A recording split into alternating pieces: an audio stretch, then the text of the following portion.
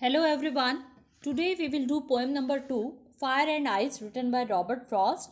And in this video, I will clear the summary, explanation and poetic devices of this poem. So let us start today's poem, Fire and Ice. Students, Robert Frost ने इस present poem fire and ice को 9 lines में लिखा है और 2 stanzas में divide किया है। और यहाँ पर आपको फायर एंड आइस 2 सिंबल्स उन्होंने दिए हैं। First one is fire and second one is ice. Starting के 2 लाइन्स पढ़ने से ये क्लियर नहीं होता कि ये 2 सिंबल्स यूज हुए हैं इस पोएम में, लेकिन जैसे जैसे पोएम आगे बढ़ती है तो ये बात हमें क्लियर होती जाती है। तो यहाँ पे जो फायर है it is the symbol of desire and ice is the symbol of hatred. तो चलिए आगे हम पोएम स्टार्ट करते हैं। Some say the world will end in fire, some say in ice, from what I have tasted of desire, I hold with those who favour fire. But if it had to perish twice, I think I know enough of hate to say that for destruction ice is also great and would suffice. Poet कहते हैं कि some say, some means some human beings say the world means दुनिया, will end in fire. कुछ लोग कहते हैं कि पूरी दुनिया का अंत हो जाएगा आग में जलकर, आग में भस्म होकर। Some say in ice, कुछ लोग कहते हैं कि इस दुनिया के डिस्ट्रक्शन का कारण आइस होगी। From what I have tasted of desire, I hold with those who favour fire. Poet कहते हैं because I am also a human being, so what I have tested, I have also tested of Dzire.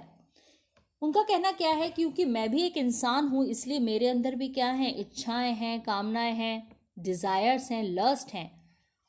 इसीलिए मैं उन लोगों को support करता हूँ जो ये कहते हैं कि ये दुनिया किस में जलकर भस्म हो जाएगी, खत्म हो जाएगी, फायर में। ऐसा क्यों होता है? क्योंकि बच्चों आपने देखा होगा कि जो फायर है, आग है, वो आग में ही एकदम हमें नजर नहीं आती है, बल्कि आग होने से पहले एक छोटी सी चिंगारी होती है और वो चिंगारी भड़कती भड़कती आग का रूप ले लेती है। ऐसे ही इंसान के अंदर बहुत सारी इच्छाएं हैं, कामनाएं हैं। वो पहले बहुत छोटी छोटी इच्छाएं होती हैं और बाद में वो एक जुनून तक बन जाती हैं कि हमें इस इच्छा को तो हमें पूरा करना ही करना है। और जिन लोगों के मन में अधूरी इच्छाएं अधूरी ही रह जाती हैं वो इतने खतरनाक हो जाते हैं कि वो किसी दूसरे व्यक्ति को तबाह तक कर सकते हैं। इसलिए पोएट कहते हैं कि आई hold with those who favour fire, क्योंकि वो फायर का कंपैरिजन ह्यूमन डिजायर से कर रहे हैं। But if it had to perish, यहां पर इट किसके लिए आ रहा है स्टूडेंट्स?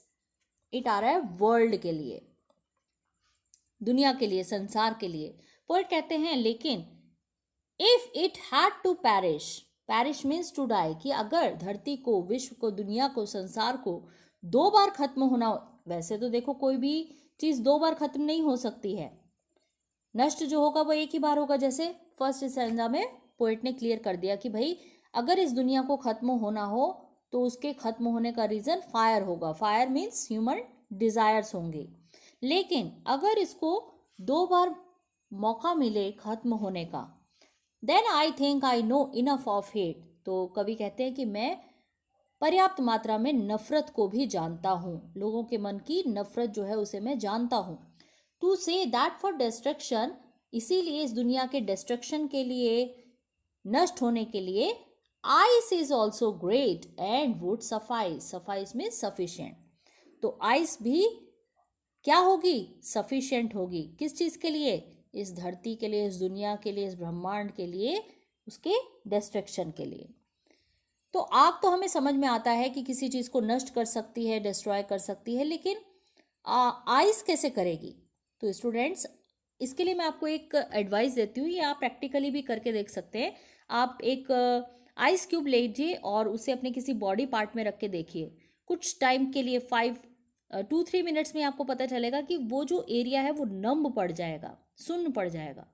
तो जैसे आइस हमारे बॉडी के पार्ट्स को नम कर देती है, ऐसे ही नफरत जो है वो हमारे अंदर से इंसानियत खत्म कर देती है। और जिस पर्सन के लिए हमारे मन में नफरत होती है, अगर उस इंसान के साथ कुछ भी बुरा हो जाए तब भी हमें कोई फर्क नहीं पड़ता, और इवन हम भी उसका कुछ बुरा करने से नहीं घबराते हैं। तो आई होप कि आपको ये एक्सप्लेनेशन समझ में आ गया होगा। आइए अब हम बात करते हैं पोएटिक डिवाइसेस की। सबसे देखिए पहली लाइन में सम से, यहाँ पर रिपीटेशन ऑफ कॉन्सोनेंट साउंड्स हो रहा है, इसलिए यहाँ पर क्या है, अलिट्रेशन। फर्स्ट लिटरेरी डिवाइस जो यूज हो रहा है स्टूडेंट्स वो है अलिट्रेशन। और अलिट्रेशन कब यूज होता है, जब कॉन्सोनेंट साउंड्स का रिपीटेशन होता है। जैसे यहाँ पर स साउंड का रिपीटेशन हो रहा है, स, सम से। नेक्स्ट वन इज अगेन देखिए सम से, दूसरी लाइन में भी सम से वर्ड्स यूज हो रहे हैं, तो that is called anaphora. Anaphora, anaphora क्या है students? It refers to the repetition of a word और expression in the first part of any words, like here. कुछ वर्ड्स या किसी भी तरह के एक्सप्रेशन जो कि स्टार्टिंग में यूज हो रहे हों, यूज होते हैं, जैसे यहाँ पर हो रहा है, फर्स्ट लाइन में भी हुआ और यहाँ पर भी हुआ, तो इसको हम बोलेंगे एनाफोरा। और वर्ड्स का भी रिपीटेशन हो रहा है तो आप यहाँ पे रिपीटेशन भी बोल सकते हैं। Next one is असोनेंस।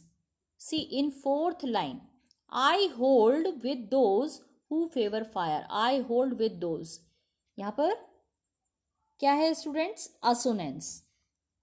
Assonance. And what is assonance? It is a repetition of vowel sounds in the same line, such as the sound of O here. Now students, what is the difference between alliteration and assonance? alliteration में तो देखिए बच्चों consonant sounds का repetition होता है, जैसे यहाँ पे स क्या है? कॉन्सोनेंट। जबकि यहाँ पर क्या हो रहा है? ओ क्या है? O is the vowel. O का रिपीटेशन हो रहा है, इसलिए ये असोनेंस है, राइट। नेक्स्ट वन देखिए, पूरी पोयम में मेटाफर है, क्योंकि दो सिंबल्स पोएट ने यूज किए हैं। फायर जो है वो ह्यूमन डिजायर के लिए यूज हो रहा है, और जो आइस है वो हेट्रेड के लिए यूज हुआ। तो इन दोनों का कंपैरिजन पोएट ने फायर का आइस से और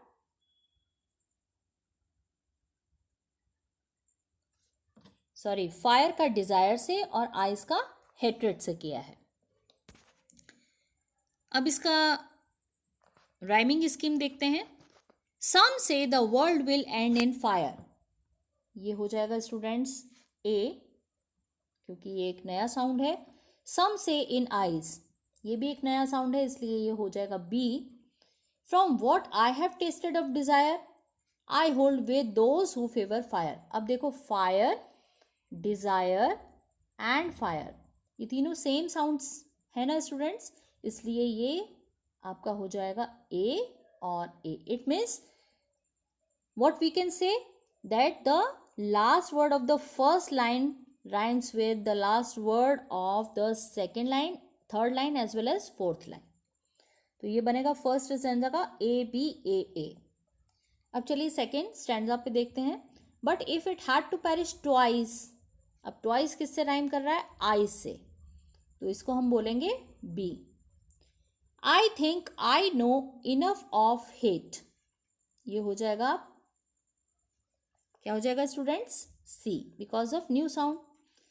to say that for destruction ice, ice again किससे राइम कर रहा है? ट्वाइस से, और ट्वाइस का क्या लिखा था हमने? बी, तो यहां पर भी आ जाएगा बी। इज ऑल्सो ग्रेट, अब ग्रेट किससे राइम कर रहा है? हेट से, और हेट का क्या सिंबल हम यूज कर रहे हैं राइमिंग स्कीम के लिए? सी। एंड वुड सफाइस, और सफाइस, आइस, ट्वाइस, ये सब राइम कर रहे हैं आपस में, इसलिए यहाँ पर आ जाएगा बी। तो अपना राइमिंग स्कीम इस पोएम का क्या हो जाएगा students? A B A B A A, A B A A, B C B C B C B. ठीक है स्टूडेंट्स, आई होप ये वीडियो आपको बहुत अच्छे से समझ में आ गई होगी।